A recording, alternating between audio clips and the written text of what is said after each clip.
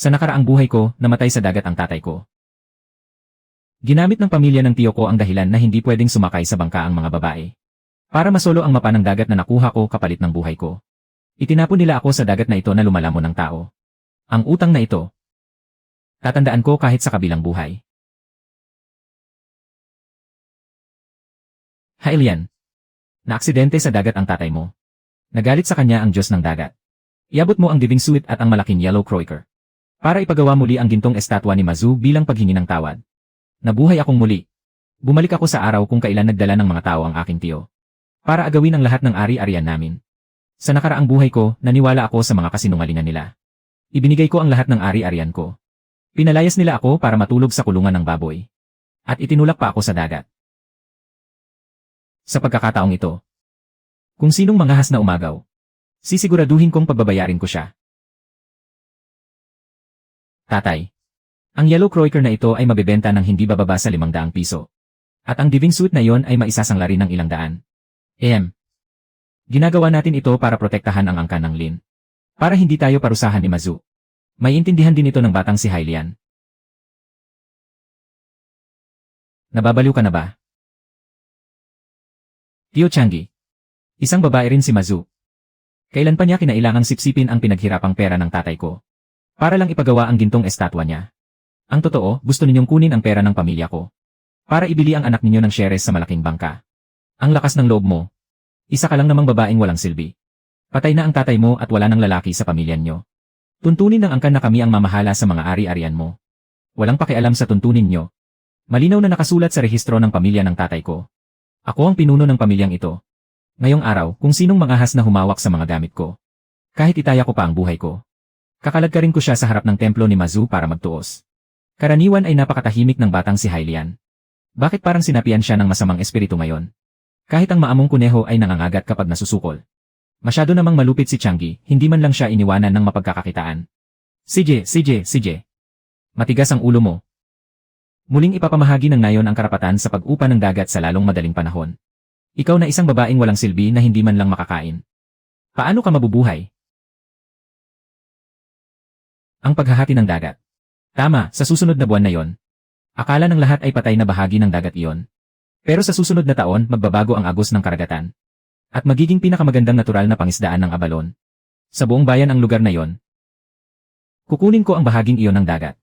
Kailangan ng 3,000 pisong cash para marentahan ang bahura ng kamatayan. Hindi lang ari-arian ng pamilya ko ang dapat kong protektahan. Kundi kailangan ko ring makuha ang mahalagang lupain na yon. Sa bidding sa susunod na linggo, magsisimula ako sa Abalon Farm pagkatapos ay sa mga pinatuyong produkto. At bibili ng motorboat para makapangisda sa malalim na dagat. Para tuluyan ng makalayo sa mga bampirang sumisipsip ng dugo na ito. Pamilihan ng isda sa pantalan. Hylian. Hindi ko matatanggap ang isda mo. Umalis ka na. Mangwang. Ligaw at di kalidad na yellow croaker po ito. Karaniwan po ay nag-agawan kayo para makuha ito. Huwag ka nang mag-aksaya ng oras. Kinausap na ng tatay ko ang lahat ng nagtitinda ng isda sa bayan. Binalaan na niya sila. Kung sinong mangahas na bumili ng isda mo, Hylian, ay kalaban ng buong angkan ng Lin. Walang hiyang matanda. Gusto niyang gamitin ang kapangyarihan ng angkan para harangan ang kabuhayan ko. At pilitin akong sumuko. Kaya ninyong harangan ang daan patungo sa bayan. Pero hindi niyo mahaharangan ang kakayahan kong kumita ng pera. Hoy, Nin. Lumuhod ka ngayon at magmakaawa sa akin. Ibigay mo sa akin ang malaking yellow croaker na yan. At papayag akong bilhin sa halagang 10 piso kada kalahating kilo. Ang mga tira-tirang isda mo. Sapat na para makabili ka ng tinapay para sa ilang araw. Ano sa tingin mo? 10 piso. Hindi pa nga sapat iyan para ipambili ng kabaong mo. Maghintay ka lang. Gusto kong makita kung kailan. Kababalik para magmakaawa sa akin. Hindi ko kayang kalabanin ang mga lokal na siga sa bayan. Pero ang mga totoong malalaking boss sa lungsod ay hindi nakadepende sa kanila. Ang importanteng panauhin mula sa probinsya ngayong gabi ay nag-utos na yellow croaker na huli sa dagat ang gustong kainin. Sino ang niloloko mo sa pagdadala ng mga isdang pinalaki lang sa palaisdaan? Kapag nasira ang reputasyon ng restauran, kaya mo ba itong bayaran? Manager. Malalaki ang alon nitong mga nakaraang araw. Wala talaga kaming mahanap na huli sa dagat. Manager po. Tingnan niyo po ang dala ko. May bigat itong mahigit 1.5 kilo. May gintong guhit sa likod nito. Siguradong huli po ito sa malalim na dagat. Napakahusay na klase nito. Iha. Magkano ito? Kung ang iba po ay nagbebenta ng 200, ibebenta ko po ito ng 300. Dahil alam ko po na, sa buong lugar na ito ngayon, ako lang ang may ganitong isda, na makakatulong sa inyo sa oras ng pangangailangan. Bibilhin ko ng lahat. May lakas ka ng loob, iha. Sa susunod, kapag may maganda kang huli, dalhin mo agad dito sa akin. Ang unang puhunan ko, nakuha ko na. Ang magandang bahagi ng dagat sa silangan, ay ibibigay na sa aking anak na si Lin Yaozu. Walang tutol ang lahat, hindi ba? Tatay, paano naman po ang bahura ng kamatayan sa kanluran? Napakalakas ng agos doon. Kahit ang mga halamang dagat ay matatangay lang. Walang sinumang may gusto roon.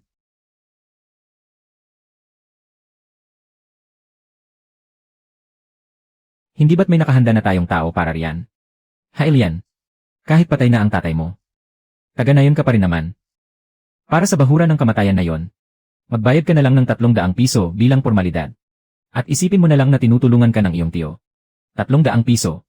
Ang magtapon ng 300 piso sa basurang lugar na yon, ay parang nagtapon lang ng pera sa dagat. Kung wala ka kahit 300 piso. May ituturo akong magandang paraan sa'yo. Si matandang Lina Pilay at walang asawa, ay handang magbigay ng 2,000 piso bilang dote. Kung pakakasalan mo siya, hindi mo na kailangang mag-alala sa pagkain at suot sa buong buhay mo. Hindi niyo na kailangang mag-alala, tiyo. Heto ang 3,000 piso cash. Gusto kong bilhin ng buo ang bahura ng kamatayan.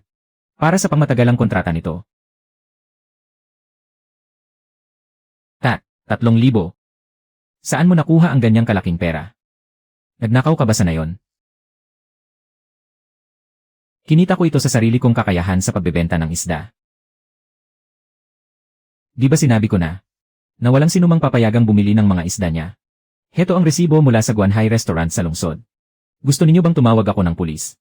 Para sila ang mag-imbestiga rito. Nababaliw ka na ba? Mag-aksaya ka ng 3,000 para lang sa isang patay na dagat. Kapitan, heto po ang pera. Pakitatak na po ng thumbprint. Simula sa araw na ito, ang bahura ng kamatayan ay ang katubigang inarkila ko, si Hailian. Sinumang manghahas na lumusong ng walang pahintulot ko at sumira sa mga semilya, ay ituturing na pagnanakaw at pagsira sa kabuhayan. CJ, titignan ko nga kung paano. Ang 3,000 yuan mo na yan, ay mabubulok lang sa tubig. Simula ngayon, hindi mahalaga kung sabihin nilang wala akong tagapagmana. Pero sinumang manghimasok sa dagat ko, sa mga semilya ko at sa mga produkto ko, pananagutan niyo ito ayon sa kontrata.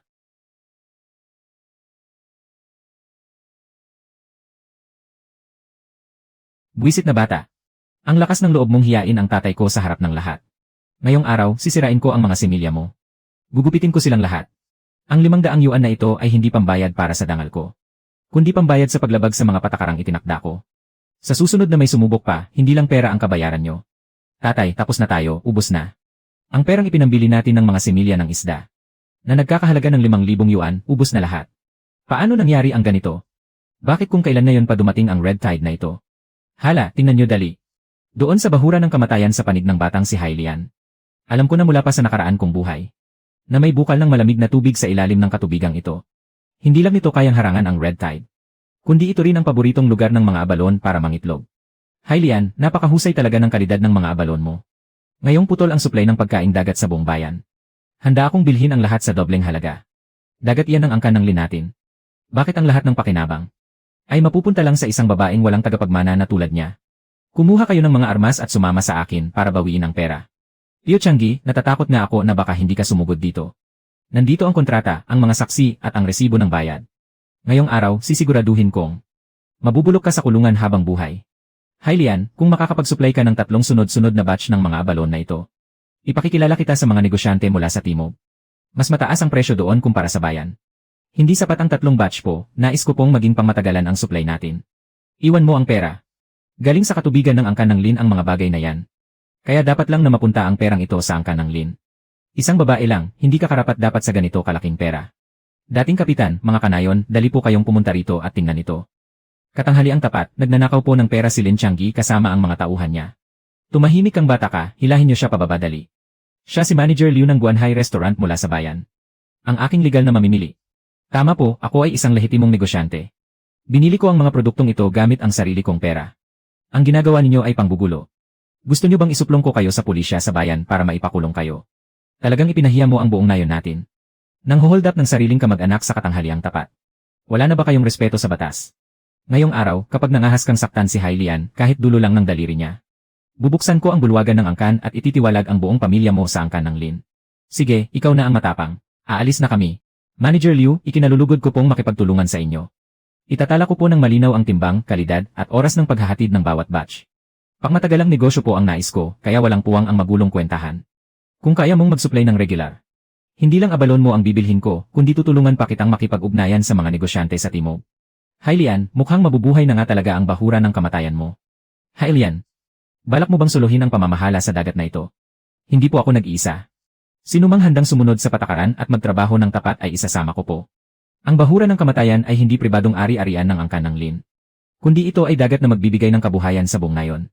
Nen Hylian, bakit mo nga pala kami pinapunta rito? May kailangan ka ba sa amin? Mang Jeng, Lola Wang. Nirentahan ko po ang bahura ng kamatayan. Ngayon po, napakarami ng huling seafood. Hindi ko na po kayang asikasuhin ng mag-isa. Gusto ko po kayong kuning magtrabaho para mag-uri ng mga seafood. At magbantay sa dalampasigan. Nen, sa tanda naming itong mahihina na ang mga buto. Talagang gusto mo ba kaming kuning magtrabaho? Siyempre naman po. 2 piso po ang sahod araw-araw. At may libreng busog na tanghalian. Kung walang magiging problema sa buong buwan. May dagdag pa pong bonus. Ito po ang paunang bayad para sa 3 araw na trabaho. Kunin niyo po ito. Hylian, mabuting tao ang tatay mo noong nabubuhay pa siya. Mabait ka rin tulad niya. Huwag kang mag-alala. Kahit itaya ko pa ang matanda kong buhay. Babantayan ko ng maayos ang dalampasigan para sa'yo. Sinasabi ko sa inyo. Napakayabang ng babaeng iyon. Ang sinumang kumampi sa kanya ay kinakalaban ng tatay ko. Sa susunod na magkaroon ng biyaya sa nayon. Wala kayong matatanggap kahit isang duling. Lin Yaozu, manahimik ka na nga lang. Mayaman na si Hylian ngayon. Tinutulungan niya si Mang Jeng na kumita ng pera. 2 piso kaya kada araw. Sinabi mo pa. Gabit araw ginagamit ng tatay mo ang angkan ng Lin para gipitin kami. Pero wala naman kaming napapala kahit isang duling. Papunta nga kami ngayon para tanungin si Hylian. Kung kailangan pa niya ng mga manggagawa. Aba, ginagamit ng babaeng iyan ang pera para makuha ang loob ng mga tao. Uwi ako at isusumbong ko ito kay tatay. Tingnan natin kung hanggang kailan ka magiging mayabang. Ang magtatrabaho sa akin ay babayaran sa tamang oras. Pero bawal ang tamad, bawal ang magnanakaw, at lalong bawal ang makinig sa panunulsot ni Lin Changgi. Umalis ka na rito, huwag mong guluhin ang negosyo ko. Si Lin Changgi pala ang may gawa nito. Sinuhulan niya ang planta ng yelo para sirain ang supply ng yelo ko. Para mabulok at mamatay ang lahat ng seafood sa daan. Hylian, ano nang gagawin natin ngayon? Sa sobrang init ng panahon, sa loob lang ng 2 oras. Mamamatay na ang lahat ng abalon na ito. Walang kwenta ang patay na abalon. Mang Jeng, ayaw po kaming bentahan ng yelo ng may-ari ng planta. Si Lin Changgi po ang may pakana nito sa likod natin. Napakasama talaga ng Lin Changgi na yan. Magkakanayo naman tayong lahat. Pero gusto niya tayong patayin sa gutom. Hylian, bakit hindi tayo bumili ng yelo sa kabilang bayan? Hindi na po abutin ng 4 na oras ang balikan sa kabilang bayan. At hanggat gusto ni Lin Changgi. Hindi na tayo magbebenta ng sariwa ngayon, gagawin natin itong tuyong produkto. Kung haharangan nila ang yelo ko, dadaan ako sa daang hindi nila maintindihan. Hylian. Sa bakuran ng pamilya Lin. Ang pagpapatuyo ng seafood ay ginagawa lang nating mga mangingisda. Para may makain sa taglamig. Maalat na nga, matigas pa. Masasanay kaya ang mga mayayamang amo sa bayan na kumain nito. Hindi ba't gusto nila ng sariwa? Nga. Ang pinatuyong isda ay nagiging madilaw at nangingitim ang kulay. Kusina ng pamilya Lin. Kusina ng pamilya Lin. Nin. Ano ang niluluto mo sa palayok na yan? Bakit napakabango? Sabaw po ito na niluto ko gamit ang pinatuyong scallops. Matandang inahing manok at malalaking buto ng baboy. Dahan-dahang pinapakuluan ang abalon sa mahinang apoy. Para sumipsip ng sabaw. Bago ito patuyuin sa hangin. Sa nakaraan kong buhay.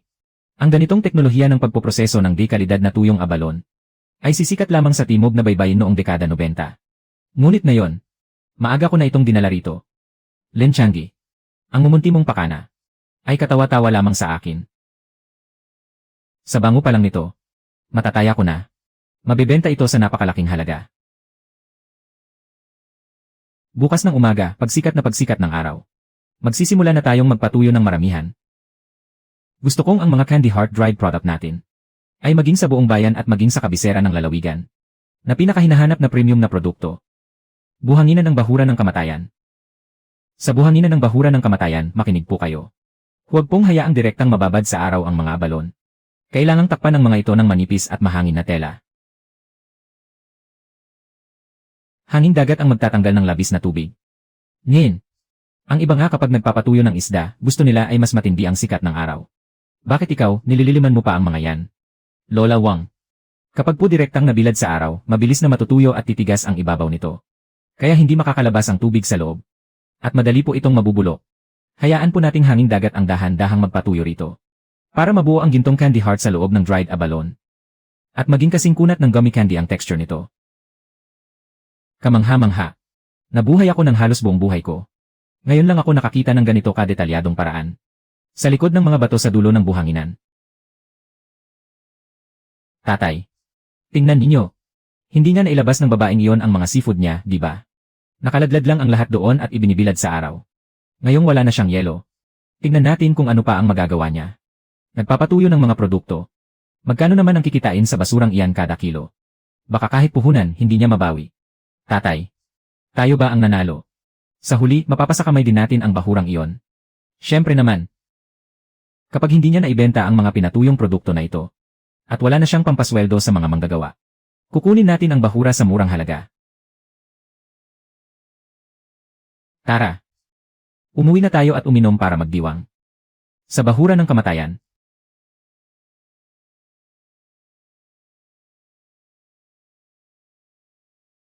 Mang Jeng. Ihanda ninyo po ang mga kahon na may moisture-proof oiled paper. At ang mga resibo.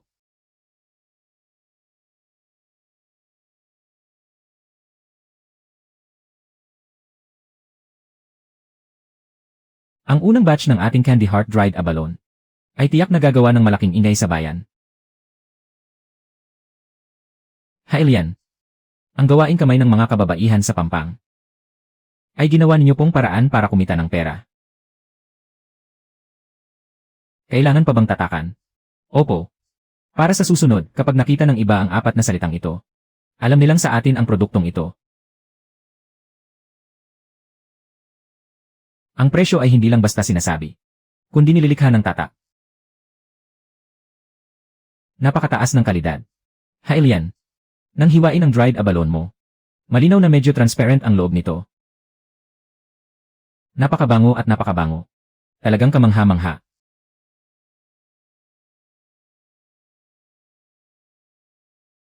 Manager Lin. Ang paraan mo ng paggawa ay tunay na candy heart dried abalone. Naghahanap kami sa timog ng ganitong kalidad. At halos mabaliw na kami sa paghahanap. Gaano karami ang mayroon ka? Kukunin ko ng lahat. Babayaran ko ito ng 3 beses sa presyo ng sariwa. Manager. Mayroon po akong pangmatagalang supply. Kung papayag po kayong pumirma ng eksklusibong kontrata ng pagbili. Hindi ko lang po titiyakin ang kalidad. Kundi maaari ko ring i-customize ang packaging ayon sa gusto nyo. CJ. Gusto ko ang ganyang desisyon. Ito ang 500 deposito. Pipirmahan na natin ang kontrata ngayon. Sa sulok ng merkado. Tatay. Tama ba ang narinig ko? Triple ang presyo. Ang isang kahon ng pinatuyong isda ng babaeng yan ay katumbas na ng kalahating buwan nating benta ng sariwang isda. Paano mangyayari iyon? Hindi ba't pinatuyo lang naman niya ang mga isda sa ilalim ng araw? Bakit ang mahal ng benta niya? Tatay. Hindi natin pwedeng hayaang siya lang ang kumita ng lahat ng pera. Kung kaya niyang magpatuyo, kaya rin natin. Mukhang hindi naman mahirap gawin to. Tama. Pagbalik natin, kumuha agad tayo ng mga tauhan. Kung triple ang benta niya, doble naman ang sa atin. Tingnan lang natin kung hindi natin maagaw ang mga mamimili niya. Tayo na. Bumalik na tayo para bumili ng mga isda. Sinuwerte lang talaga ang babaeng yan. Kapag nagawa na ang mga pinatuyo kong isda, tiyak na babagsak ka sa akin. Sa abandonadong pantalan ng kabilang ngayon.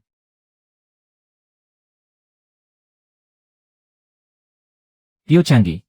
2 o 3 araw na ang mga isdang ito. Gaya ng napagkasunduan nating 10 sentimo kada kilo. Ibibigay ko na sa inyo ang lahat ng natitirang stock. Tatay. Mabaho na ang mga ito. Magagawa pa ba itong pinatuyong isda? Ano namang alam mo? Kapag natuyo na ang mga ito, sino pa ang makakaamoy ng dating baho nito? Ito ang tinatawag na pagtitipid sa gastos. Ang tanga ng babaeng si Hailian na gumamit pa ng sariwang karne para sa pinatuyong isda. Katangahan yon. Kung gagamitin natin ang mga mabahong isdang ito, mas lalaki ang kikitain natin. Ikarga nyo na lahat. At iuwi na natin. Sa bakuran ng bahay ni Lin Changi. Naku naman. Tio Changi. Sumabog ba ang Poso Negro sa bahay nyo? Bakit ang baho-baho? Alis, alis. Huwag kang makialam. Ang tawag dito ay fermentasyon. Gusto ng mga tagalungsod ang ganitong lasa. Kapag yumaman na kami ng husto, tiyak na may inggit kayo sa amin. Tatay. 2 araw na itong nakabilad. Hindi lang ito mabaho pa rin, kundi nangingitim pa ang kulay. Sa itsura nitong ito, gugustuhin pa kaya ito ng kliyente mula sa timog? May mali nga sa kulay nito. Ang mga pinatuyo ng babaeng si Hylian. Bakit kulay ginto ang kinalabasan? May inihalo kaya siya roon? Yaozu, humanap ka ng paraan para mapaganda ang itsura nito. Pero siguraduhin mong walang makakatuklas.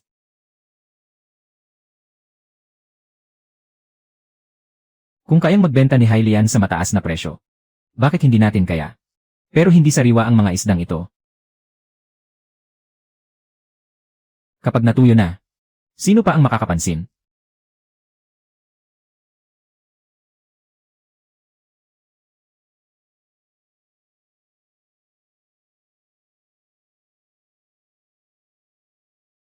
Tatay, nagtanong-tanong na ako. Ang mga pabrika sa bayan kapag nagpoproseso ng mga hilaw na materyales, ay gumagamit ng ganitong uri ng bleaching water. Magbuhos lang tayo ng kaunti. Kahit ang maitim ay puputi. Ligtas naman kayang kainin ang bagay na yan. Walang problema. Ginagamit din ito ng mga pabrika. Legal at ayon sa batas. Ano namang masamang mangyayari?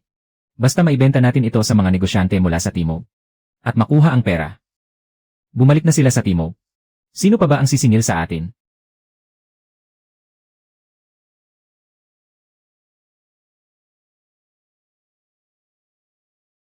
Mabuti. Napakahusay.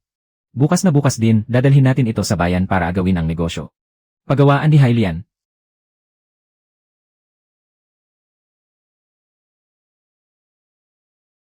Hylian. Narinig ko po sa mga tao sa nayon. Nakumuha raw po si Lin Changi ng maraming patay na isda at mabahong hipon. Naglagay pa po sila ng kung anong kemikal na likido para mapaputi ang mga maitim na isda. Sabi po nila pupunta sila sa bayan bukas para agawin ang malalaking kliyente mo mula sa timog sa mababang presyo. Isumbong po ba natin sila sa bayan? Mang Jeng, huwag na po natin silang pansinin. Pero kung gagawin po nila yan, paano kung masira ang reputasyon ng pinatuyong produkto ng ating angkan ng Lin? Mang Jeng, sa tingin niyo po ba ay bulag ang malalaking negosyante mula sa timog? Ha? Ano pong ibig ninyong sabihin? Sa negosyo ng mga pagkain dagat, nakadepende ang kalidad sa presyo nito. Ang malalaking kliyenteng iyon ay mga eksperto na nakapaglakbay na sa iba't ibang lugar. Sa isang amoy at hipo pa lang, malalaman na agad nila kung mababa ang kalidad ng produkto. Sa bagay po, ang sa atin po ay may bango na galing sa totoong pinakuluang sabaw. Hindi nila yon magagaya. Kaya naman po, hindi natin kailangang mag-alala. Magagaya man nila ang hitsura. Hindi naman nila kayang pantayan ang tamang timpla at oras ng pagluluto. Ang kalidad ng sangkap at ang malinis na konsensya ay hindi kailanman maagaw ng kahit sino. Boss, tingnan niyo po ang mga produkto ko. Puting-puti at makintab pa.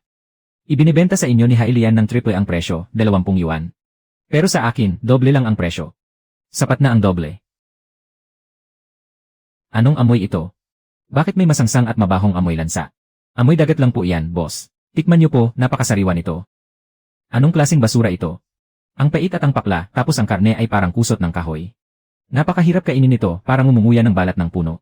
Kung ibibenta ko ito sa mga customer ko, masisira lang ang reputasyon ko dahil sa inyo. Boss, mura naman po ito, ah. Anong mura? Puno lang ito ng mga mabahong isda at bulok na hipon, umalis kayo rito. Niloloko ninyo ang mga tao sa pagbebenta ng bulok na produkto, nang gugulo kayo sa kaayusan ng merkado. Alisin niyo agad ang mga bulok na panindang ito. Kapag nagtangka pa kayong pahasok sa merkado namin, kukumpiskahin na namin agad ang mga ito. Wala talaga kayong konsensya. Tatay, nalugi na po tayo, walang bumili sa atin. Sa pagnegosyo, konsensya, husay at patakaran ang dapat pinapairal. Hindi kaya yaman sa panloloko ng kalidad. Ipapahamak mo lang ang sarili mo. Ang mga mababang kalidad na tuyong produkto ni Lin Changi ay dapat alisin sa merkado at selyuhan lahat. Pagkatapos nito, ipapasa ito sa mga kinaukulang ahensya para sa kaukulang parusa. Sino pa ang manghahas na manloko ng kalidad sa merkadong ito? Ay dadaan din sa mahigpit na investigasyon. Hailian. Sa buong buhay ko, ngayon lang ako nakakita ng ganito kalaking pera. Ang kita natin sa pinatuyong produkto ngayong buwan ay umabot ng 8,000 yuan.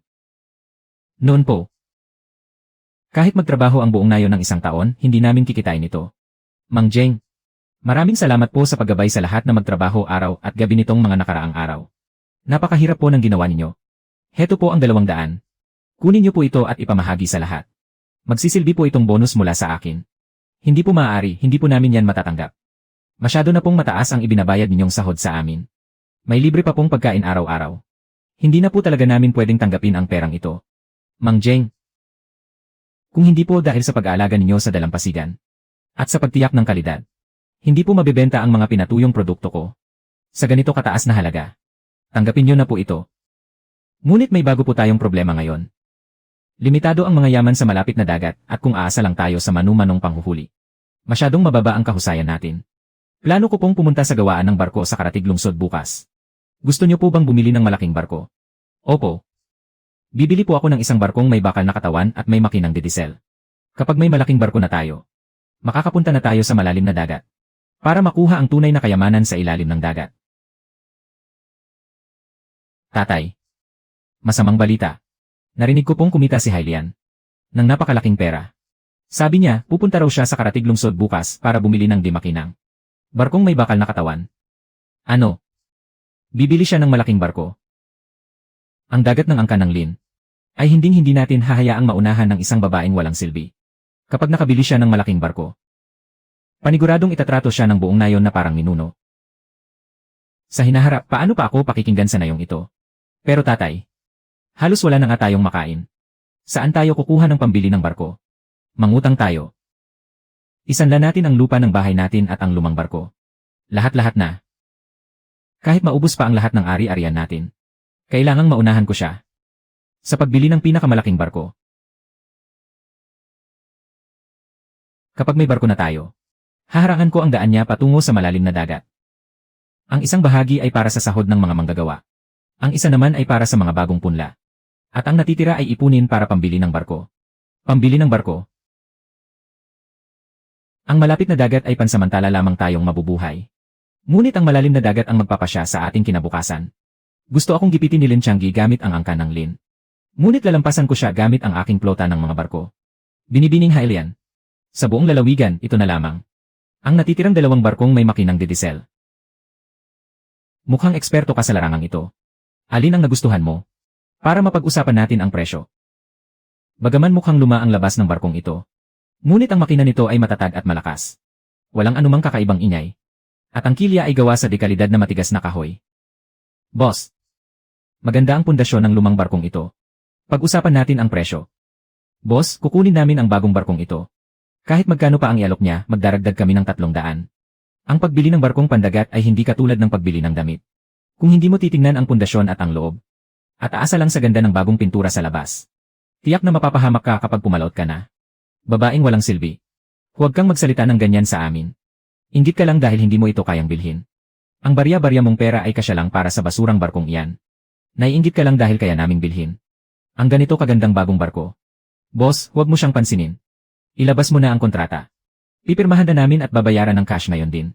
CJ. Napakadali nyo talagang kausap, Boss Lin. Mabili talaga ang bagong barkong ito. Ihahanda ko na po ang mga papeles para sa inyo. Bagaman bagong pintura ang barkong ito, ngunit tagilid ang waterline nito. Siguradong may sira sa ilalim ng bangka. Nagtatagas pa nga ang langis ng makina. Dahil gusto niyo talaga yang agawin. Sana ay swertehin kayo. Boss, kukunin ko ang lumang bangkang iyan. 5,000 yuan. Lumang-luma nga ang bangkang ito. Pero matibay ang kilya at maayos pa ang makina. Hindi bale ng luma. Ang mahirap ay kung panlabas lang ang ganda. Ang bangka ay parang tao rin. Kung kaya nitong pumalaot sa malalim na dagat. Sa kilya tinitingnan, hindi sa pintura. Mga kababayan sa daungan ng Baryolin. Daungan ng Baryolin. Tingnan niyo ang ating malaking bangka. Ito ang kauna-unahang demotor na bangka sa baryo. Sa susunod, sumunod kayo sa akin, kay Lin Changi. At titiyakin kong magiging marangya ang buhay nyo. Talagang naglabas ng malaking pera si Tio Changi ngayon. Napakagara talaga ng bangkang ito. Oh, Hailian. Umaandar pa ba yang bulok mong bangka? Baka lumubog agad yan pagkapalaot at maging pagkain lang ng mga pagong. Asikasuhin mo na lang ang sarili mo.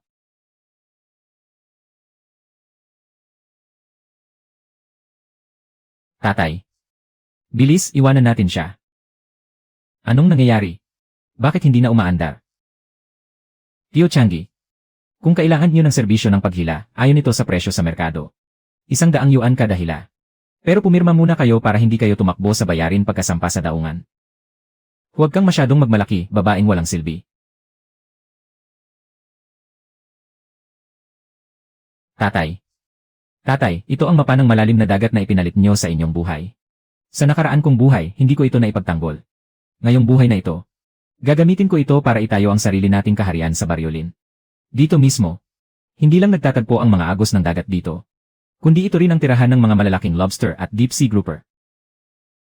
Dagat na walang pangalan. Dagat na walang pangalan. Ihanda ang winch. Ihanda ang winch. Ilatag ang lambat sa malalim na tubig. Lalim na 40 metro. Hylian po. Wala man lang tayong makitang bahura o isla rito. Napakadilim po sa ilalim ng tubig. May isda nga kaya talaga rito po. Dati po, kahit ang mga lumang kapitan sa baryo ay hindi nangangahas na pumunta sa ganito kalayong lugar. Mang Jeng po. Makinig po kayo sa akin. Ilatag ang lambat. Hilahin ang lambat. Diyos ko po. Puno po ng naglalakihang makukulay na lobster. At may ganito pa kalalaking pulang grouper. Mayaman na tayo. Ang isang hilalang na ito ay katumbas na ng isang buwang pangingisda sa malapit na dagat. Magaling. Unang lambat pa lang natin ito. Kapag naging matatag na ang rutang ito sa malalim na dagat, ang plota ng ating Baryolin ay hindi na lamang aasa sa malapit na dagat para mabuhay. Manager Lin po, hindi po ba dapat na tayong kumuha ng pangalawang bangka? Ang dagat na ito ay kukunin ko talaga. Napakagandang lugar nito. Hindi po ba pwedeng dumiretso na lang tayo rito sa susunod? Ang dagat ay hindi tulad ng bundok na hindi gumagalaw. Kung may isda ngayon, hindi ibig sabihin mayroon din bukas. Kailangan nating umasa sa kakayahan para maghanap sa dagat. Hindi sa swerte para mabuhay rito. Nabalitaan ko. Ang batang si Hylian. Puro naglalakihang di kalidad na lobster ang naiuwi nitong mga nakaraang araw. Talagang yumaman na siya. Malaki na naman ang nagastos natin sa pagpapagawa ng bangka. Siguradong nakahanap siya ng sikretong palaisdaan. Hindi lang tayo pwedeng manood dito. Tara. Sundan natin siya ng patago ngayon. Kung saan siya maglalaglag ng lambat. Doon din tayo maglalaglag. Dahan-dahan lang, huwag mataranta. Huwag mataranta. Nag-iba ang direksyon ng hangin. Masama ito. Biglang lumamig ang agos ng dagat. Hindi matatag ang presyon ng hangin. Senyales ito ng paparating na lokal na bagyo. Magkakaroon ng malalakas na hangin at alon sa loob ng kalahating oras. Itigil agad ang paglalaglag ng lambat. Itaas ang winch. Bumalik sa daungan ng buong bilis. Hylian. Babalik na po ba tayo agad? Marami pa namang isda sa ilalim. Hindi na uubos ang pera, Mang Jeng. Pero iisa lang po ang buhay natin. Umalis na po tayo agad. Tio Changi. May malakas na bagyong paparating. Huwag na kayong maglaglag ng lambat. Bumalik na kayo agad sa daungan para sumilong. Gusto mo akong lokohin para umalis. Walang paraan. Yao Zu. Huwag kang makikinig sa kanya. Ihulog mo ang lambat. Natatakot lang siyang maagawan natin ng isda. Umalis tayo sa mapanganib na lugar ng buong bilis. Pagkarating sa daungan, kontakin agad ang search and rescue team. Ibigay ang mga koordinasyon.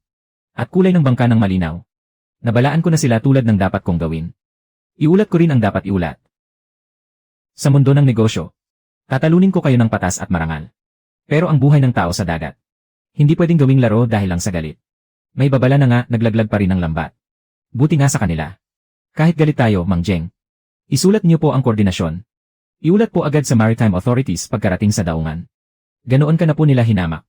Bakit niyo pa po sila tinutulungan? Iba po ang pagliligtas ng buhay. Iba rin po ang pagtutuos ng atraso. Kung hahayaan ko po silang mamatay ngayon, bukas ay wala nang maniniwala sa mga batas sa dagat na itinatag ko. Tatay. Huwag na natin ituloy. Tataob na ang bangka. Bagong lambat yan. Daan-daang yuan yan. Hilahin mo pabalik.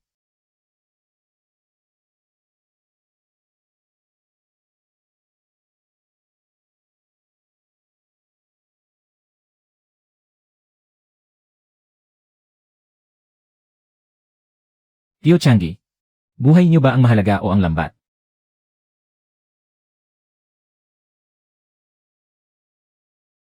Ang paglalaglag ng lambat ng labag sa batas pagkatapos makatanggap ng babala. Ang gasto sa pagliligtas at pinsala sa bangka ay kailangang irehistro lahat pagkatapos nito. Huwag niyo akong tingnan. Iniligtas ko ang buhay niyo. Pero sisingilin ko pa rin kayo sa mga gastusin. Kung bakit kayo buhay ngayon, ay dahil may sumunod sa tamang proseso. Sa susunod na itayan ninyo ang inyong buhay para lang sa huli ng isda. Huwag ninyong asahan na madadamay ang buong nayon sa inyo. Hindi ito pagiging maawain. Kundi ito ang unang mahigpit na batas na itinatag ko para sa bahura ng 3 kamatayan. Sinasabi niyo pong sisingilin niyo sila. Pero mabigat pa rin po ang loob ninyo, hindi ba? Mabigat po ang loob ko hindi dahil sa kanila. Kundi dahil alam ko kung gaano kadaling mawala ang buhay ng tao sa dagat. Noong nahulog po ako sa dagat sa nakaraan kong buhay, wala man lang kahit isang taong nagtala ng aking koordinasyon. Kaya simula ngayon, bawat bangka sa bahura ng 3 kamatayan ay dapat may talaan po. Sino ang lalayag at anong oras? Saang bahagi ng dagat pupunta? Paano magbabago ang panahon? Lahat ay dapat isulat. Kahit na may mangyaring masama balang araw. Hindi natin hahayaang may mamatay ng walang bakas. Ang pagliligtas kay Lin Changi ay hindi pagpapatawad. Kundi dahil gusto niyang ang mga lumang at mapang-aping patakaran noon ay tuluyang mabunot mula sa dagat. Magkakabarangay naman tayo. Hailian, hindi mo ako pwedeng sagarin ng ganito. Iniligtas ko kayo mula sa dagat. Hindi para hayaan kayong patuloy na takasan ang inyong utang. Ang pagpilit na pumalaot pagkatapos ng babala. Ang gasto sa pagsagip. Ang pinsala sa ari-arian ng publiko. At ang susunod na pagsasanay sa kaligtasan ay dapat ninyong bayaran. Sira na nga ang mga bangka namin. Saan pa kami kukuha ng pera? Nagbabala na ako sa inyo. Pero dahil sa pag-agawan sa isda, hindi kayo bumalik sa daungan.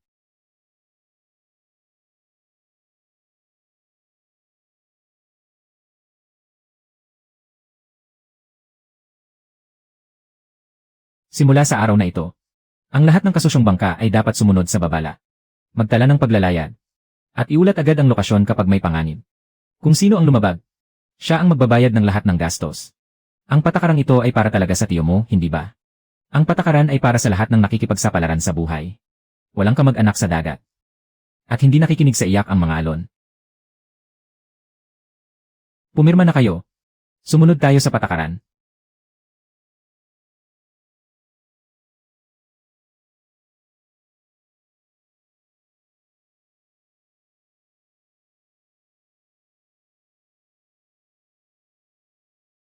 Huwag mong masyadong pagudin ang sarili mo. Dapat mo ring alagaan ang kalusugan mo. Hindi ako natatakot mapagod. Natatakot ako na ang kabuhayang pinaghirapan nating itaguyod sa dagat ay muling masira dahil sa pabor at kapabayaan.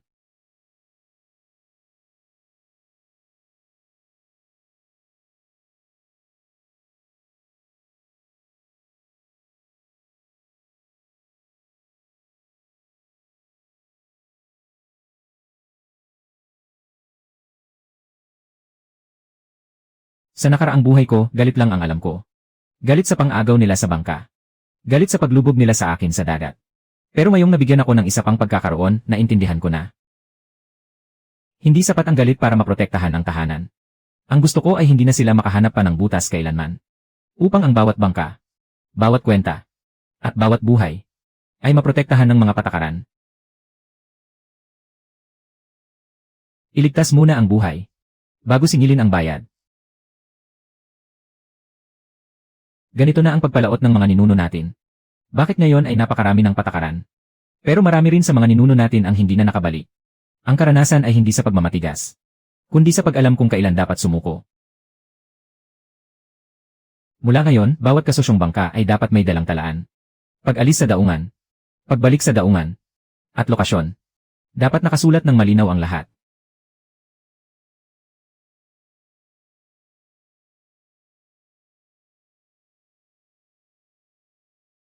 Kung gusto ninyong matuto, lumapit kayo rito.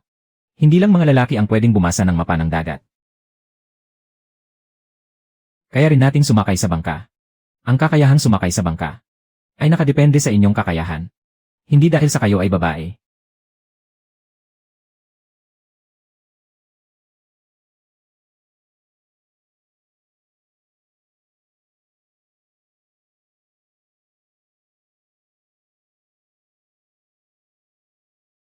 Si Hailian ang nagligtas sa buhay natin. Kaya dapat lang na matuto kayo sa mga patakaran.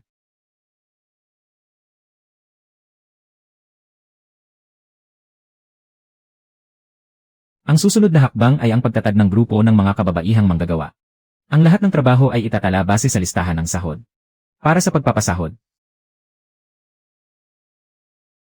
Ayos lang sa mga babae ang maghugas ng isda. Pero kung gusto nilang humawak ng pera at libro, baka maubos ang pera ng buong nayon. Kung ganoon, hayaan nating ang libro ng kwenta ang magpatunay.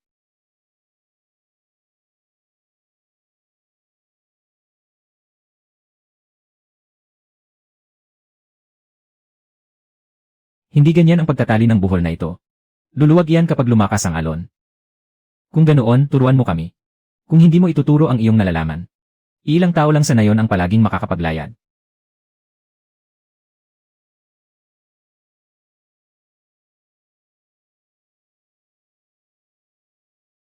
Maghugas ng isda. Tanggalin ang laman loob. Ibilad sa araw. Ikahon. Bakit kailangang hati-hatiin ng ganito kadetalye? Kapag malinaw ang hatsyan ng trabaho, saka lang magiging malinaw ang kwenta ng pera. Kung sino ang mas maraming nagawa, siya ang mas malaki ang makukuha. Hindi natin hahayaang malugi ang mga masisipag. Mabagal po kaming kumilos. Baka po maging pabigat lang kami. Kung mabagal po, mag-aral muna kayo. Ulitin ang mga hindi papasa sa kalidad. Hindi ito bawas sa inyong pagkatao, kundi bawas lang para sa hindi sineseryoso ang trabaho. Nagmamalaki ang grupo ng mga babaeng ito. Akala mo naman talaga kung sinong magtatayo ng pabrika. Kung magtatayo kami ng pabrika o hindi, makikita sa oras ng paghahatid ng mga produkto. Kayong dalawang lalaki, kahit bangka nga hindi nyo mainatan. Kaya huwag nyo kaming turuan kung paano magtrabaho.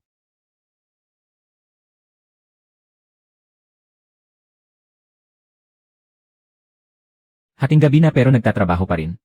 Pwede bang pagtiyagaan na lang muna ito? Kung sa unang paghahatid pa lang ay magpapadalos-dalos na tayo, kailangan nating ayusin ang mga problema nito sa bawat susunod na pagkakataon. Sa nakaraan kong buhay, tinawag nila akong babaeng walang tagapagmana, na hindi kayang protektahan ang sariling pamilya. Ngunit sa buhay na ito, papatunayan ko na ang bawat taong minaliit ay kayang umasa sa sarili nilang pagsisikap para maprotektahan ang kanilang kabuhayan. Tungkol sa 2 kahon na ibinalik kahapon. Buong gabi ko itong pinag-isipan pagka-uwi ko. Hindi nga talaga matatag ang antas ng asin. Mas mabuting umamin sa pagkakamali at itama ito pagkatapos tanggapin, kaysa sa manlinlang ng iba. Napakalinaw ng pagkakagawa mo sa mga kwentang ito. Pero hindi biro ang halaga para sa isang cold storage. Paano kung hindi ito maibenta? May mga permanenteng order na ako mula sa mga restaurant. Mayroon akong breeding area sa bahura ng kamatayan. At mayroon ding processing shed. Ang cold storage ay hindi isang padalos-dalos na desisyon, kundi para punan ang aming mga kakulangan. Director.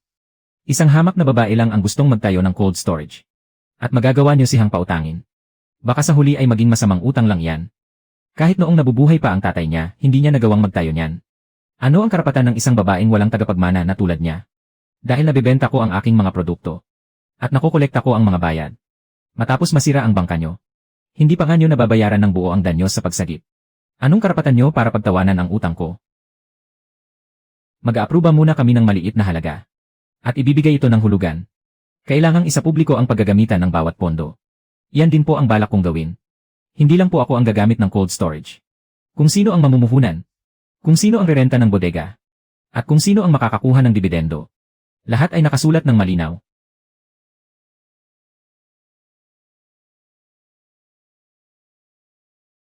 Kapag may pasan ka ng utang, hindi ka na makakatulog ng mahimbing, di ba?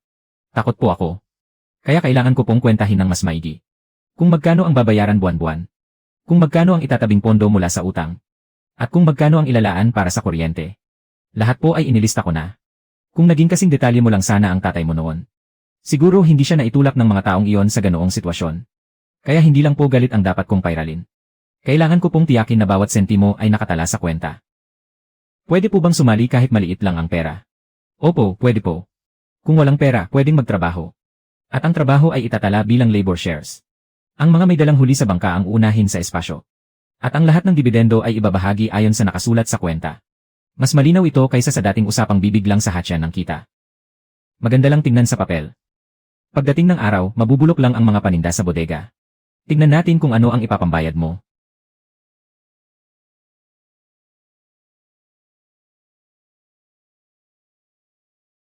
Ayos naman ang mga paninda. Ngunit kailangan ko ng matatag na supply. Kung walang cold storage, hindi ka makakatagal pagdating ng tag-init. Inaprubahan na po ang cold storage. Magsisimula na po ang pagtatayo sa nayon bukas. Kung talagang nakikita ninyo pong maganda ang takbo nito, maaari po kayong magbayad muna ng paunang bayad para mareserba ang mga paninda. May lakas ng loob ang batang babaeng ito. Walang halaga ang mga salita ko. Ang mga paninda mula sa bahura ng kamatayan ang may halaga. Ang unang paunang bayad ay gagamitin lamang para sa partikular na layuning ito. Bukas ay magsisimula na ang pagtatayo ng cold storage.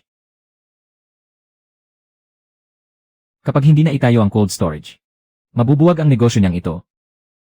Wala na ang tatay mo. Ikaw na isang babae lang. Dapat magtira ka ng mapupuntahan mo. Ito ang aking mapupuntahan. Ang pera ay mapupunta sa cold storage. Ang cold storage ay magiging mga paninda. At ang mga paninda ay magiging mga pangmatagalang order. Sa gayon ay hindi ito basta-basta maagaw ng iba. Masyado ninyo pong pinapahirapan ang inyong sarili. Kung hindi ko po hihigpitan, pipilitin po ako ni Nalin Tianggi na umatras.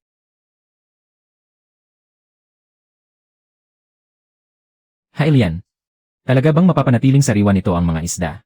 Opo. Ang cold storage ang magliligtas sa atin mula sa pagkontrol sa atin ng presyo ng isda sa araw-araw. Makakapaghintay po tayo ng mas magandang presyo. At masisiguro rin po natin ang matatag na supply. Ito ang totoong pangmatagalang negosyo.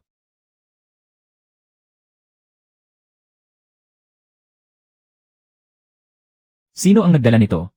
Hindi ba't mga materyales naman ito para sa construction site? Ang in-order ko ay bagong semento. Ngunit ang batch na ito ay basa at namuna. Kapag nagkaproblema ang pundasyon ng cold storage, masisira ang mga paninda ng buong nayon. Huwag mong isisi ang lahat sa anak ko.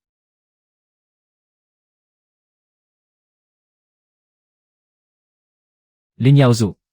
Ang cold storage ay proyekto ng buong nayon. Sinisira mo ang kabuhayan ng lahat. Bayaran mo ang pinsala ayon sa halaga nito. Humingi ka ng tawad sa harap ng lahat. Mula ngayon, 2 tao ang mag-inspeksyon sa mga materyales. Bago pirmahan at itala sa libro. Kaming mga babae ba ay maaari ring mag-inspeksyon ng mga materyales? Opo, kaya ninyo. Kailangan niyo pong pamahalaan ang pagpoproseso sa hinaharap. At pangasiwaan ang cold storage. Kaya dapat niyo pong malaman ang bawat bagay. Kung saan ito nanggaling. Kung magkano ang nagastos. At kung gaano ito katagal magagamit. Hindi ba trabaho ng lalaki yan? Kapag sinira ng mga lalaki, hindi ba't mga babae rin ang nag-aayos ng kalat? Hayaan niyong mag-aral ang mga kababaihan. Walang masama roon. Ipinapaskil po ang bawat transaksyon. Isang beses sa isang araw. Kung sino ang may tanong, magtanong agad sa araw na yon. Ang malinaw na kwenta ang nagbibigay ng lakas ng loob sa lahat. Hindi dapat itinatago ang mga talaan.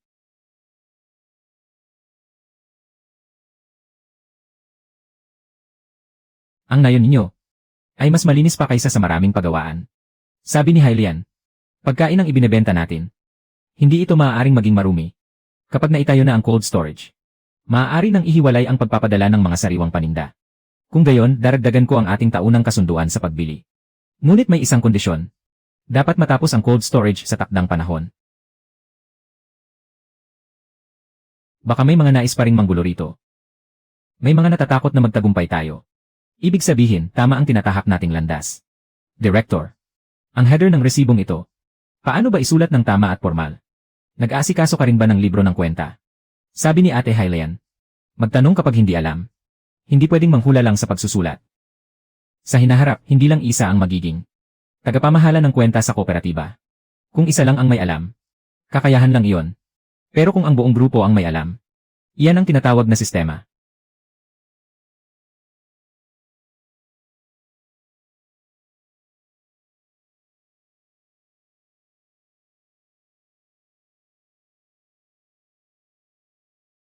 Mas maayos pa ito kaysa sa lumang imbakan ng yelo. Kapag pumasa ang proyekto, bayaran na lang ang hulog sa takdang panahon. Ngayong may cold storage na, masisiguro ko na rin ang mga order ko.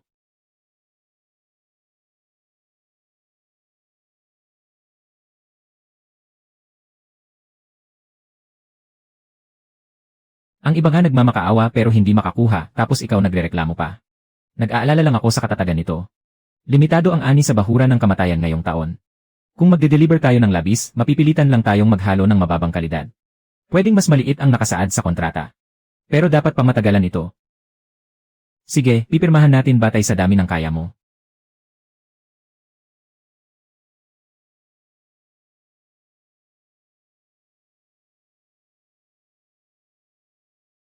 Hylian, hindi na ba talaga natin ibebenta ng mura ang mga huling isda sa araw na yon? Ang cold storage ay hindi para mag-imbak kayo at makipagsapalaran sa presyo, kundi para magkaroon kayo ng lakas ng loob na magbenta batay sa kalidad. Lahapon ng kasusyong bangka, dumaong na agad sa daungan. Patibayin ang nursery area. Ihanda ang backup na kuryente para sa cold storage. Sinumang mangahas na palihim na pumalaot ay tatanggalan ng karapatang makipagtulungan. 15,888. Hylian, dati po hindi ko man lang mabasa ng tama ang orasan. Ngayong pinapabantayan niyo po sa akin ang temperatura ng cold storage, baka makasira lang po ako. Kung hindi niyo po alam, pag-aralan niyo po. Higit sa 0, mababa sa 0, normal, at alarma kilalanin niyo po muna ang 4 na antas na ito. Hindi po sa hindi niyo kaya, sadyang wala lang nagtiwala sa inyo na humawak nito noon.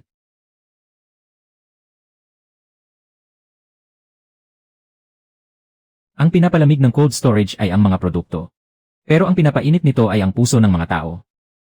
Hanggat handa silang matuto. Hindi na lang ako ang mag-isang magtataguyod sa bahura ng kamatayan.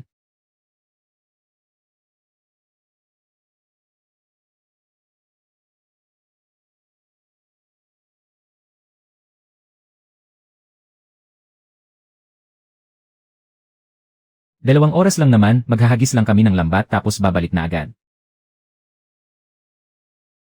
Walang puwang ang swerte kapag nasa laot. Kung sino ang pumalaot ngayon, huwag nang umasang makakagamit ng imbakan ng kooperatiba bukas. Kung ganoon, sino ang magbabayad sa malulugi sa akin sa biyaheng ito? May subsidya ang mga kasosyong bangka habang nakadaong. At babayaran ang pinsala sa nursery batay sa porsyento ng nalugi.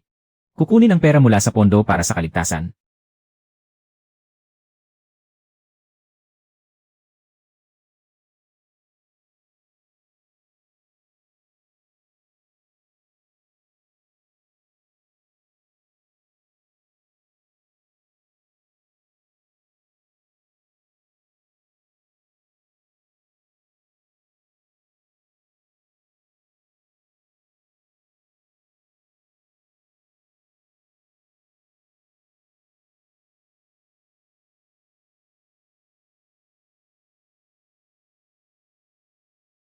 Mabuti na lang at may cold storage, kung hindi, mabubulok lang ang lahat ng paninda natin.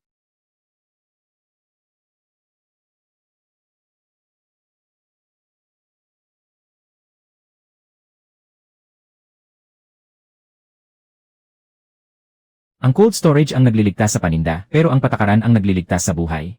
Mas malakas ang hangin bukas, kaya walang sinuman ang aalis sa daungan. Ate Hylian, mukhang may mga bangka pa mula sa kabilang nayon na hindi pa nakakabalik.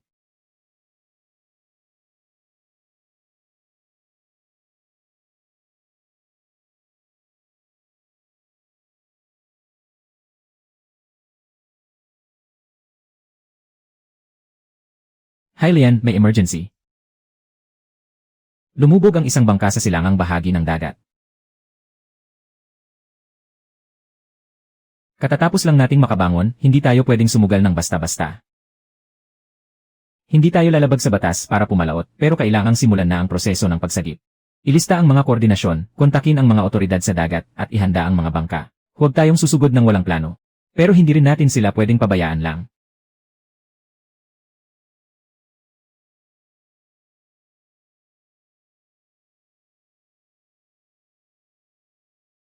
Dito mismo iyon. Dumaan tayo sa linyang ito ng agos. Para maiwasan ang mga nakatagong bato. Bawat sentimo natin ay nagamit sa pinakamahalagang bagay. Ito ang ulat ng mga pagkukumpuni noong nakaraang taon. At ang mga nagastos para sa pagsasanay sa kaligtasan ngayong taon. Kaya pala binabawasan ang kita natin noon para magamit sa ganitong pagkakataon. Tama. Ang kinita natin sa magandang panahon ang sasagot sa atin kapag may bagyo. Kung hindi, sa tuwing may unos, buhay na naman natin ang itataya natin. Mula ngayon, gagawin na nating permanente ang patakarang ito.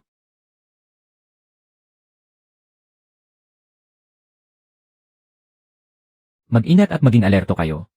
Suriin niyong muli ang mga tali ng bangka.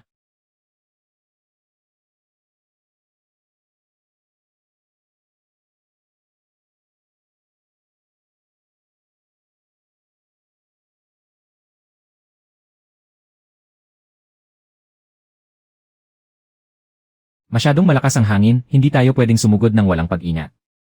Hintayin natin ang paghupa ng hangin saka tayo maghanap gamit ang rutang ito. May pabalik na agos dito. Kung hindi lumubog ang bangka, tiyak na naanod sila sa likod ng bahura. Nin, nagmamakaawa ako sa iyo, iligtas mo sila. Huwag po kayong lumuhod.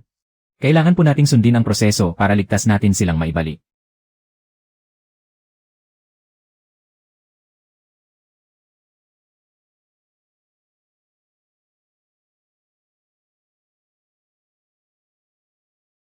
May mga nakatagong bato na sa unahan.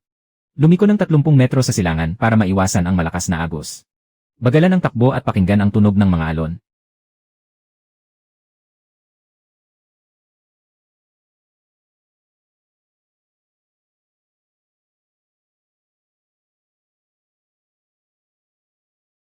Napakalaking tulong ng sistema ng nayon nyo para magligtas ng buhay. Hindi ginawa ang sistema para sa porma lang. Ito ang nagbibigay ng daan pauwi sa bawat bangka.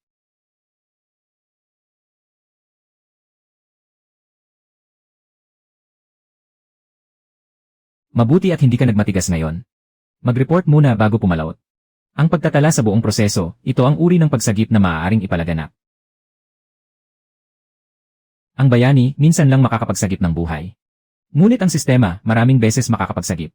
Dati po, akala namin ay abala lang ang pagtatala. Ngayon lang po namin nalaman na kapag may sakuna, ang ilang salitang iyon ang magliligtas ng buhay.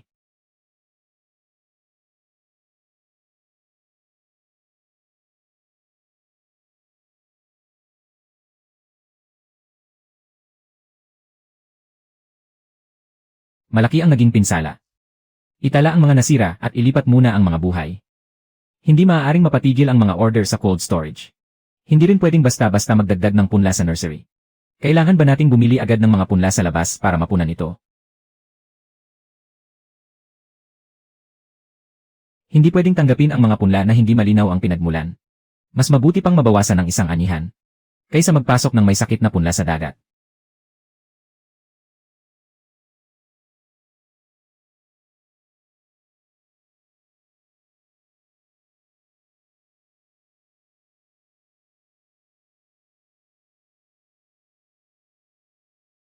Kinalkula mo pati ang pinakamalalang sitwasyon.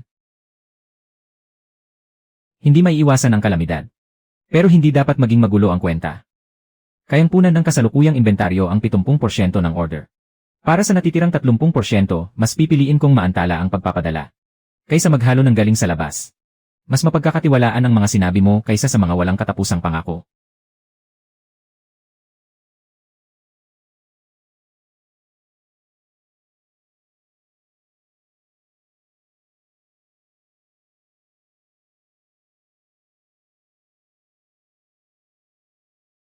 Ito mismo ang gusto ko. Hindi sa binabantayan ko kayo para sumunod sa patakaran, kundi dahil alam niyo mismo ang mga patakaran.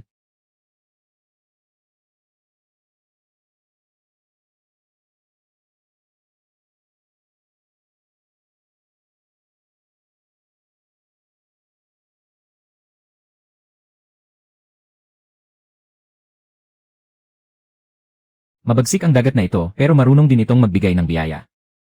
Kung susundin mo ang kanyang agos, bibigyan kanya ng ikabubuhay.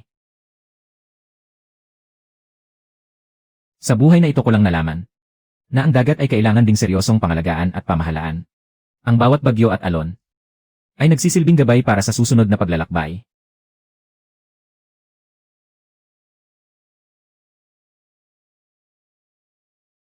Gusto ng mga tagalungsod ang magaganda.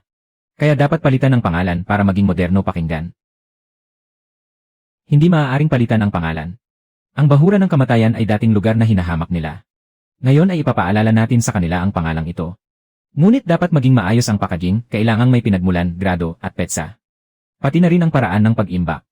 Maaari itong baguhin at dapat talaga itong baguhin.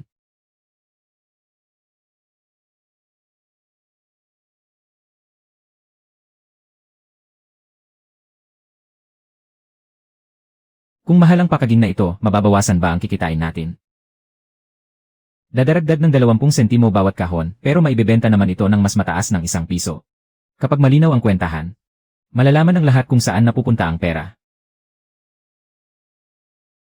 Kailangan din po ba naming matutong magdikit ng label? Hindi lang pagdidikit ng label, kailangan nyo ring matutong mag-inspeksyon. Kapag nagkamali ng kahit isang label, Ibabalik ng kliyente sa kabisera ang buong kahon.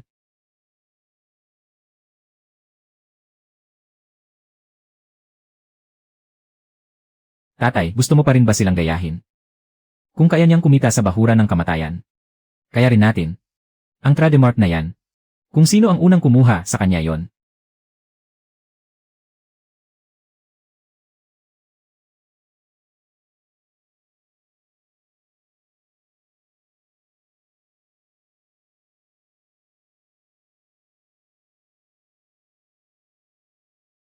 Mali ang batch number na ito. Hindi matutunto ng tindahan sa lungsod ang pinagmulan nito. Ibig sabihin po ba, kung sino ang nagkamali sa pagdikit, siya ang mananagot? Ang pananagot ay hindi para magparusa, kundi para ipaalam sa lahat na mahalaga ang trabahong ginagawa nila.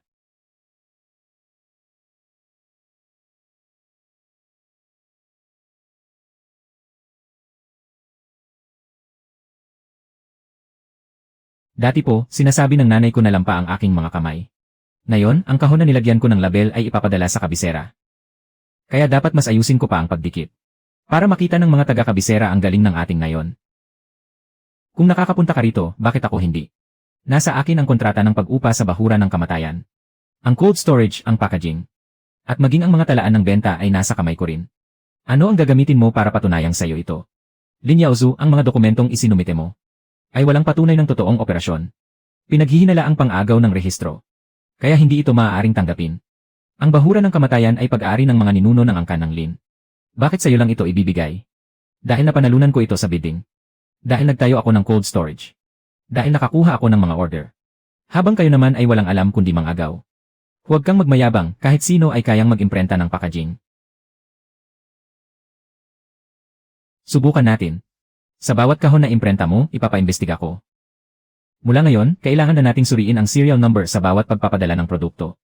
Ang tatak ay hindi lang basta dalawang salita sa papel. Ito ay ang pagsunod ng bawat isa sa iisang pamantayan.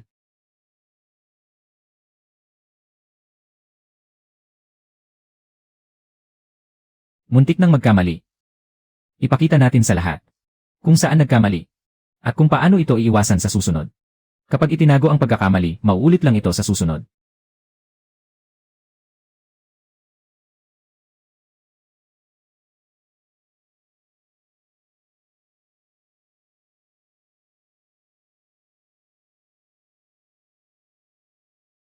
Ulit-ulit ang serial number, mali ang kabit ng selyo, at peke rin ang tatak. Kung sabihin mong peke, peke agad. Kung sabihin mong peke, peke agad.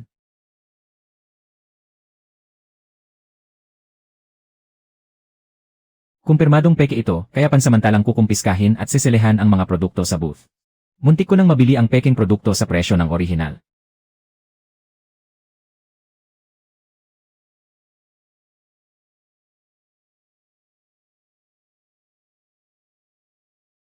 Maliit lang ang baryo ninyo at kaunti ang produkto, pero napakahigpit ng mga patakaran ninyo. Kung kaunti ang produkto, maaari natin itong dahan-dahang paramihin. Pero kapag nasira ang reputasyon ng tatak, hindi na natin ito maibabalik.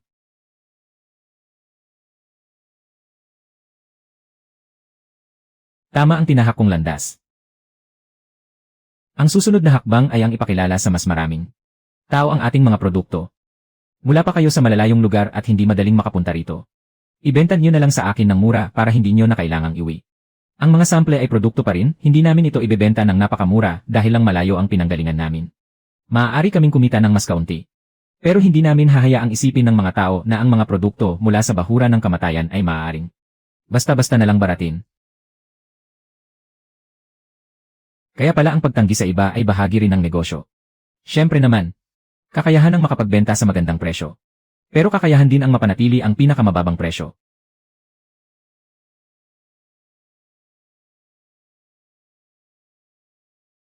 Dati, malaking bagay na sa baryo kung may kahit isang demotor na bangka ang isang pamilya. Ngayon, dalawa na ang sayo. Ang pagkakaroon ng maraming bangka ay hindi para magyabang, kundi para sa paghahati ng trabaho. Ang isa ay para sa malalim na dagat, at ang isa naman ay para magpatrolya sa taniman ng semilya. Hindi dapat maputol ang ating rekord sa kaligtasan. Kaya ba ng mga babaeng tiisin ang pag-aaral ng mga ganitong bagay? Malalaman lang natin kung kaya nila kapag sinubukan na.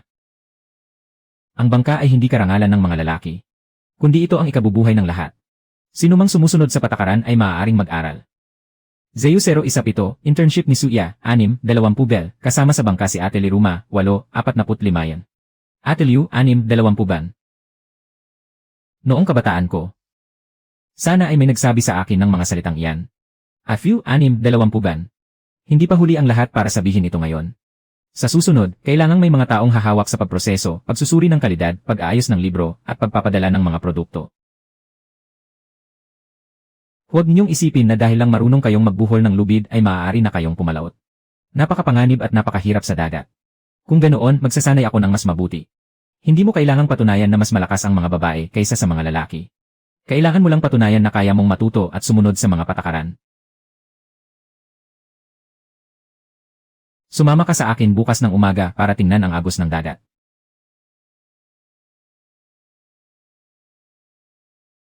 Makakakuha rin ba ang pamilya ko ng bahagi sa dibidendo ng paggawa ngayong buwan? Bodegang palamigan, lugar ng konstruksyon, at silid prosesuhan. Sa susunod, hindi na tayo asa sa posisyon sa angkan para magdesisyon, kundi sa mga talaan ng kwenta at mga patakaran.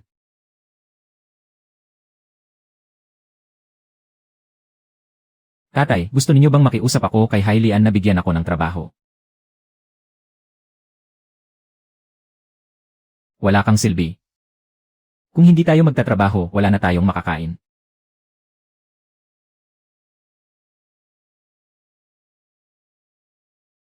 Hailian, binago mo ang mga patakaran sa baryo. Sana ay umabot ang tatay mo sa araw na ito. Hindi na umabot ang tatay ko. Pero ang iniwan niyang mapa ng dagat ay umabot. Sa susunod, ang mapang ito ay hindi lang magpoprotekta sa pamilya ko, kundi maging sa mga taong handang sumunod sa mga patakaran. Sinira niya ang lugar ng konstruksyon noon. At nagbenta pa ng mga peking produkto. Bakit siya papayagang pumasok dito? Pinakamababang posisyon, tagabuhat ng mga kahon at tagababa ng kargamento. 3 yuan. Pinakamababa ang sahod at pinakamahigpit ang pangangasiwa. Kapag umulit pa siya, palalayasin na siya agad. Gagawin ko.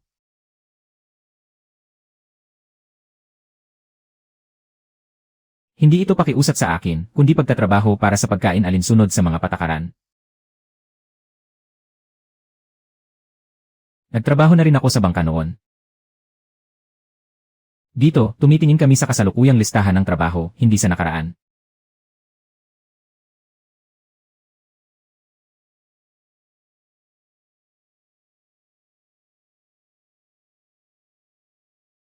Nanalo ka na. Hindi ko ito ginagawa para talunin ka. Ginagawa ko ito para hindi niyo na magawang agawin ang sa iba. Maging ang kanilang mga bangka at ikabubuhay.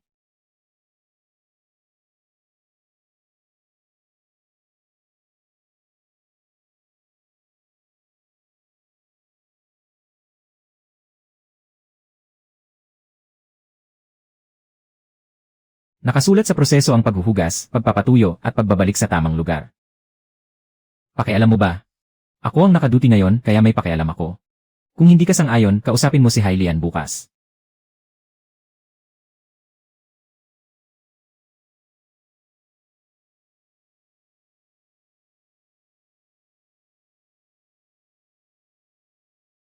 Presyo sa merkado ngayon, 225,169. Gawa ito ng isang maliit na nayon ng mangingisda. Maliit na nayon pero may mataas na pamantayan. Bawat kahon, matutunton ang barko, ang manggagawa, at ang petsa ng paglabas sa imbakan. Maimpluwensya at malinis ang lasa, formal at disenteng iregalo. Habang mainit pa ang pagkakataon, dapat maging mas matapang ka ngayon. Hindi nakahabol ang dami ng produksyon. Kapag mas marami kang pwesto sa tindahan pero kulang sa supply, mas nakakahiya. Siguraduhin mo nang hindi maubusan ng paninda ang isang pwesto bago magbukas ng pangalawa. Sa ganyang pag-ugali mo, kaya pala matatag ang supply ng paninda mo. Ate Hailian, talagang binibili ng mga taga-kabisera ang paninda natin. Akala ko noon, buong buhay na lang akong maglilinis ng isda sa nayon. Ang paglilinis ng isda ay hindi mababang trabaho, pero hindi dapat doon lang nagtatapos ang kakayahan mo. Sa hinaharap, pwede kang matutong mag-inspeksyon ng kalidad, mamahala ng barko, o humawak ng accounting. Pwede ka ring pumunta sa kabisera para makipag-usap sa mga negosyo. Ate Hailian, may tumawag sa akin na guro ngayon. Noon sa bahay namin, sa dulo pa ako nauupo kapag kumakain. Tandaan mo ang pakiramdam na yan, pero huwag kang magpapadala sa simpleng tawag na guro. Pag uwi mo bukas, kailangan mo pa ring suriin ang problema sa maling pagkakadikit ng label. Alam ko po. Iginagalang ang tao hindi dahil sa matamis magsalita, kundi dahil maganda ang kalidad ng paninda. Kapag kaya mo nang mag-inspeksyon ng isang bodega ng paninda ng mag-isa, hahayaan na kitang magsanay ng mga baguhan. Dungan ang bahura ng kamatayan. Manager Lin, nakabalik ka na mula sa kabisera. Magtatrabaho pa ba tayo ngayon? Siyempre naman. Dahil lang mabilis maubos ang benta sa kabisera, hindi ibig sabihin na pwede na tayong magpahinga. Magsusuri tayo ngayon, magpapadala ng karagdagang supply bukas, at magkakaroon ng pagsasanay sa makalawa. May 2 kahon na tabi ni ang pagkakasiling na itala ko na po. Tama yan. Habang mas pinapuri ka ng iba, mas dapat mong hanapin ang sarili mong pagkakamali. Kung nakikita lang ito ng tatay mo, tiyak na matutuwa siya ng husto. Ang landas na ito ay iniwan niya. At ito rin ang landas na sarili nating pinagsumikapang buuin. Karagatan ng bahura ng kamatayan. Natatakot ka ba? Natatakot po, pero gusto kong matuto. Walang problema kung natatakot ka. Sa dagat, ang pinakamapanganib ay hindi ang pagkatakot, kundi ang kawalan ng kaalaman habang nagmamatigas. Tandaan mo ang direksyon ng hangin, tandaan mo ang mga buhol ng lubid. Tandaan at itala mo ang bawat paglalayag sa dagat. Bahay ni Hylian. Itinala ni tatay ang kabuhayan ng isang pamilya. Pero ang itinatala ko ngayon ay ang kabuhayan ng isang buong komunidad. Noon, sinasabi ng iba na walang tagapagmana ang pamilya namin. Ibig sabihin ay magtatapos na sa akin ang lineage ng pamilya. Pero hanggat ang dagat na ito ay nagbibigay pa rin ng buhay sa mga tao. At hanggat ang mga kababaihang ito ay patuloy na natututo at nagpapatuloy. Sino ang maglalakas loob na sabihing naputol na ang aming landas? Dungan ang nayon ng Lin. Naghihintay sa paninda mo ang unang batch ng mga eksklusibong pwesto sa kabisera. Bayad sa oras ang utang at malinaw ang mga talaan. Kayo ang pinakamatatag na proyekto ng pagkaing dagat sa buong lalawigan. Noon, sinasabi sa nayon na hindi pwedeng sumakay sa barko ang mga babae. Ngayon, tinulungan mo ang buong nayon na magkaroon ng matatag na kabuhayan mula sa dagat na ito. Hylian, sa gitna ng napakalaking kaganapan ngayon. Nagkukwenta ka pa rin ng pondo. Lalo na sa masayang okasyon, hindi dapat magkagulo ang mga talaan. Sa susunod na taon, kailangan nating magdagdag ng pangatlong barko, magpatayo ng mas malaking bilawan, at kailangan din nating magpadala ng 2 kababaihan para mag-aral ng accounting at pag-inspeksyon ng kalidad. Mag-aaral din ang mga babae. Siyempre. Hindi ko kayang itaguyod ang bahura ng kamatayan ng mag-isa. At ang mga darating na pagkakataon ay hindi rin kayang lakaran ng ako lang. Sa nakaraang buhay, hindi ko na ipaglaban kahit ang isang mapa ng karagatan. Sa buhay na ito, naipaglaban ko ang mga barko at paninda. At naipaglaban ko rin ang mga taong handang magtrabaho kasama ko. Ang pagiging babaeng walang tagapagmana ay hindi katapusan ng landas. Kundi ito ang simula ng muli kong paghawak sa sarili kong tadhana. Ama, sa nakaraang buhay hindi ko na ipaglaban ang dagat na ito at ang sarili ko. Pero sa buhay na ito, ginawa ko itong armada ng mga barkong may imbakang malamig. Mga pagawaan, accounting book, at kabuhayan ng napakaraming tao. Nare-realize ko na ang magandang kinabukasan ay hindi minamakaawa. Kundi unti-unting hinuhukay ng may pagsisikap. Maingat na kinukwenta sa bawat tala. At pinagsisikapang makuha sa pamamagitan ng pagharap sa mga alon at bagyo. Bukas, magpapatuloy tayo sa pagpapadala ng paninda. Ate Hylian, ang unang batch ng karagdagang supply para sa kabisera. Na-inspeksyon na ang mga seal at serial number. Handa nang ipadala.